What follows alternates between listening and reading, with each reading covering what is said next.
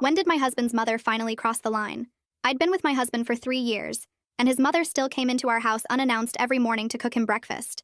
My poor baby needs a proper meal, she'd say, pushing past me at 8 a.m. while I was already cooking. She'd throw out what I made and start over. This is how he likes his eggs, dear. You'll learn eventually.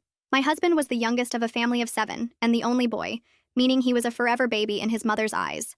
At 18, she was still ordering for him at restaurants and forcing him to open his mouth so she could check if he brushed his teeth properly. Now that we're married, she sends me videos on how to iron his shirts and repeatedly texts how I'll never be able to care for him like she can. At the family reunion a couple of months ago, she, Nancy, introduced me to every single one of the 120 family members as Christian's wife who's still learning how to take care of him. She'd assembled a panel of aunts to teach me in front of everyone. Now, dear, let me show you how to iron a man's shirt properly. She held up Christian's shirt like I was in kindergarten show and tell. See how she's creased the collar wrong? This is why I still do Christian's laundry. I don't do it wrong. I run a household and a company, but Christian just sat there letting her demonstrate proper folding technique to a crowd of 40 women. When I mentioned I had a system that worked, Nancy laughed. Oh, sweetie, watching YouTube videos isn't the same as real experience. I've been taking care of men for 40 years. During lunch, she announced to the table that she'd been secretly meal prepping for us. I found out she's been feeding my son frozen dinners. Can you imagine? That's why I drop off fresh meals every day.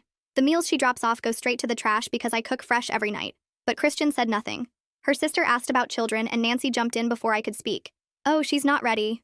She can barely take care of Christian. Yesterday she didn't even know you have to separate his work shirts from his gym clothes. I had to come over and restore his entire closet. She didn't have to. She broke in while we were at work. When dessert came, Nancy started her favorite story. You should see her trying to manage their finances. Christian called me crying because she tried to create a budget in Excel. Bless her heart, she had the numbers all backwards. Now I manage their accounts so they don't end up homeless. Christian was never crying. I have an MBA. I manage budgets for my company. But Christian just nodded along. The peak came during speeches. Nancy stood up with a microphone. I want to toast my beautiful son and his wife. Christian, you know I worry about you every day. Living with someone who tries her best. But don't worry, baby. Mama's always here. I've been teaching her how to use the washing machine. The entire room laughed. 120 people laughing at me. Just yesterday, she continued, I found her trying to clean the bathroom with the wrong products. She was using glass cleaner on the tiles. This is why I have to check on them every morning. Someone has to make sure my baby is taken care of properly. My husband's cousin leaned over. You're so lucky Nancy helps you. Most of us had to figure it out alone. Nancy kept going.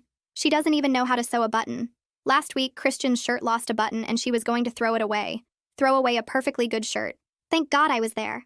I sew. I hem my own clothes. I tailored Christian's suit for our wedding. But Christian just smiled at his mother like she was saving our marriage.